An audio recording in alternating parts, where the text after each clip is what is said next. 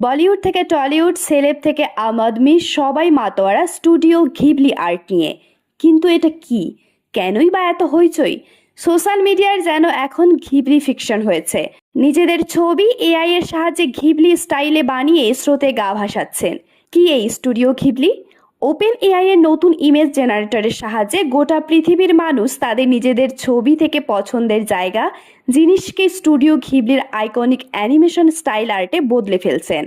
এই বিশেষ ধরনের অ্যানিমেশন আর্টের প্রধান ছিলেন হায়াও মিয়াজাকি। এই বিষয়ে এও বলে রাখি, তিনি কিন্তু এই ধরনের কাজকর্ম একেবারেই পছন্দ করতেন না। তার মতে এটা করলে জীবনকে অপমান করা হয়। এবার আসা যাক মোদ্দা কথায়, কি এই স্টুডিও ঘিবলি?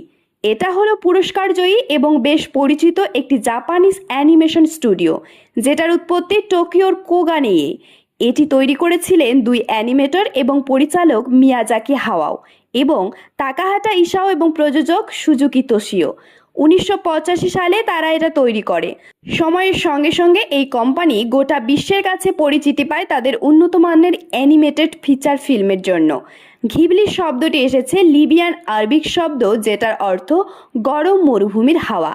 বর্তমানে এটি এত ভাইরাল হয়েছে কারণ ওপেন এআই এর চ্যাট জিপিটির নতুন ইমেজ জেনারেটর হইচই ফেলেছে ঘিবলির অ্যানিমেশন স্টাইলে বিশেষ নজর দিয়ে। অনেকেই তারপর এটির সাহায্যে নিজেদের ঘিবলি স্টাইলে তৈরি করা ছবি সোশ্যাল মিডিয়ায় পোস্ট করেছেন।